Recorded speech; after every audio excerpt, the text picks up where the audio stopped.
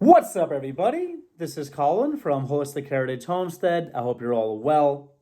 Everyone should stockpile legumes in their prepper pantry. When I say legumes, I mean beans, lentils, and peas. When I say prepper pantry, I mean your pantry. Because you should stockpile foods that you work through and you eat on a regular basis so you don't have a bunch of old stuff sitting around. You don't want that. And every pantry should be a prepper pantry because everybody should think about emergency preparedness. I'm going to discuss the pros and cons of stockpiling legumes. I'm going to discuss the ways you could do it and some tips and things to consider. Now, when you're thinking about legumes, you've got essentially dry, like these bags here, and you also have stuff in cans. Pros and cons to both. The dry stuff usually is cheaper, very, very cheap. You can get a lot of this stuff as far as volume goes for very, very low prices. So that's a benefit, okay? Also, the bags, when you get your dry storage, it's also lighter because as far as transporting, because you're not carrying the can weight, which includes the can itself and also water and whatever other ingredients are in there. So cheaper and lighter. Now, with the cans, okay, they can last a long time.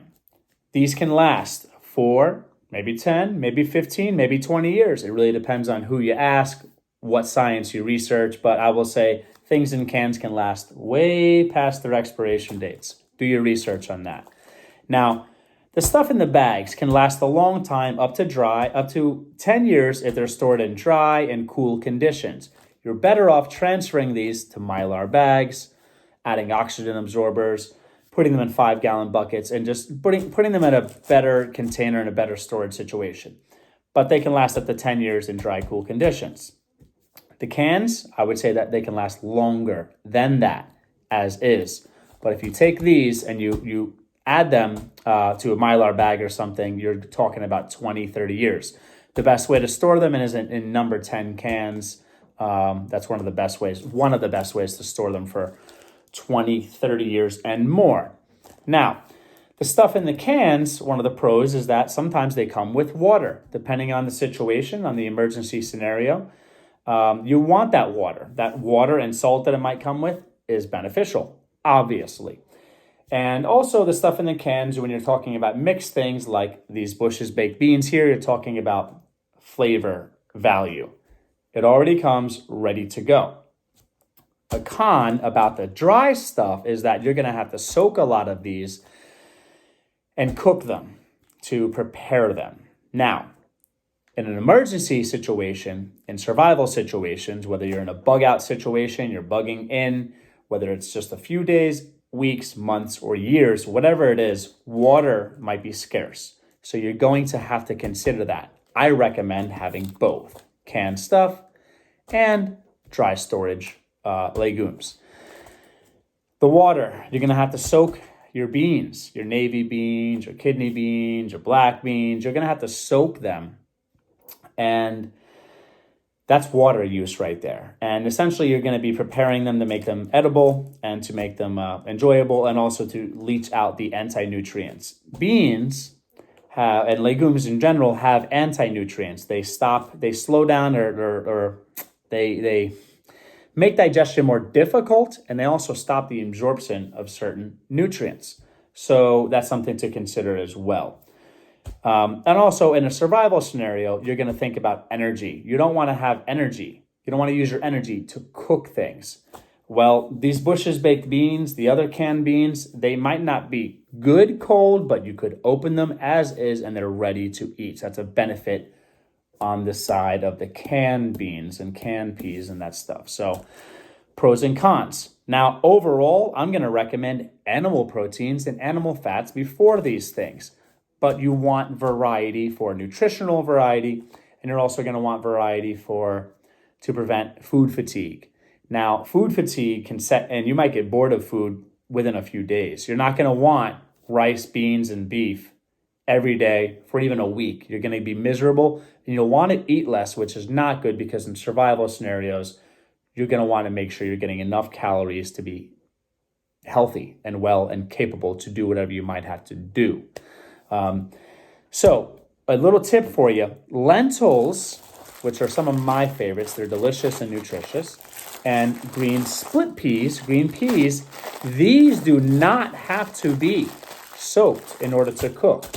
So that's a huge benefit.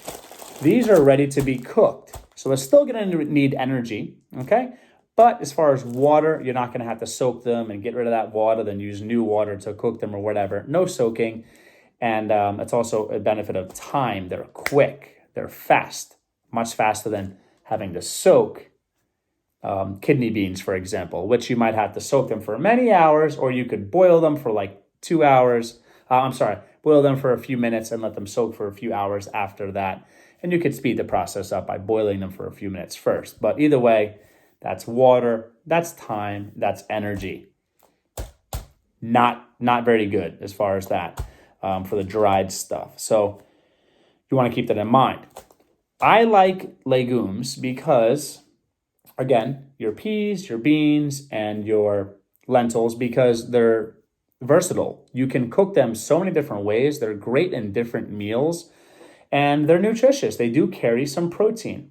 Now, they might not carry complete amino acid profiles like your animal-based proteins, and they might have low levels of isoleucine, leucine, and valine, which are some of your most important amino acids when it comes to maintaining muscle mass, building muscle mass, which is very important for health and wellness, and also definitely important in survival scenarios. They might be low in those things, but they have some amino acids, and they still have proteins, even if they're incomplete. Now, the proteins might not be as bioavailable as your animal-based proteins, but they have protein, so that is great. They also have lots of fiber, which is good to stay regular and important for digestion, important for your microbiome, your intestinal flora, all that microbiology in your digestive tract. Fiber is very important for that. So just for health in general. Now you're talking about B vitamins and zinc, and they have other nutrients. Mainly, I would say you're going to get iron, okay? But it's going to be non-heme iron. The heme iron is the superior form of iron, and that is in like red meat, for example. But you're still going to get iron, okay? You're still going to get some B vitamins. You're still going to get some calcium, and you're still going to get potassium, as in these peas, for example. You're still going to get nutrition. And now, with rice and beans, you have a complete meal. Supposedly, I would say the amino acids are not as bioavailable, but apparently that's a complete amino acid profile, and it's a good meal. For me, I'm going to want that animal protein. But you're talking about volume, and with the average working class person's budget being what it is, and people having limited discretionary income, the animal proteins and fats, they can be kind of expensive. So you should be, as far as having some volume, getting some legumes, getting some grains and stuff like that. Now, if you watch my previous videos, check out my previous video recommending canned beef, for example. And also my previous video recommending seafood, canned fish, things like that for your pantry. And I'll discuss in details nutritional considerations. I also discuss in another prepper pantry video, discuss the benefits of vegetables and fruits and things like that. You want diversity. It's very important. The more diverse your food, the more nutrition you have access to. And that's very important, folks. So obviously with your canned beans, this is common sense, but sometimes people forget things. You're going to want to have more than one can opener. So if you have grab-and-go bags, you have bug-out bags, and you actually have a few cans of something in there. If you have grab-and-go totes, for example, or containers, which I'm going to do a video on probably within a week, discussing how you can build a nice grab-and-go container full of food, you're going to want, I would say, 2 can openers, because 2 is 1 and 1 is none. If you have 2, one's going to break, you're stuck with 1. If you have 1 and it breaks, you have none. So backups for backups, folks. That's kind of a military thinking there. 2 is 1 and 1 is none. So anywhere you have cans, you're going to want to have 2 can openers. Now, as far as your legumes themselves, you do want a variety because they have different nutritional profiles. My preference is, if you're going to lean towards any of them, go with your green split peas, nutritional powerhouse right there. Then your lentils, nutritional powerhouse right there. And again, these do not need soaking, so they're much faster to prepare. And you don't have to worry about as much of those anti-nutrients, those things that are really not good to have in your diet in general. So I hope you folks are stockpiling legumes. I hope you have these in your pantry. This is one of the few last affordable foods people can afford anymore, and really get some good volume in their pantry with. Do you stockpile beans? Different types? Kidney beans, navy beans, pinto beans. What do you like to stockpile? Peas, different types of peas, chickpeas, green split peas. I mean, chickpeas are also known as garbanzo beans. Do you like having prepared beans that already have other things in them that are flavored, like baked beans, for example, like Bush's baked beans? Let me know in the comments below if this is something you do. If not, let me know if you're going to. Let me know if you folks like this video. If you did, please subscribe. And I hope this brought some value to you. And follow for more, because we're going to be continuing to cover lots of different things as far as your prepper food pantry, which is your pantry, and nutritional things to consider, and some tips and things that other people might not really discuss. So I hope you folks are well. Get some of these in your pantry.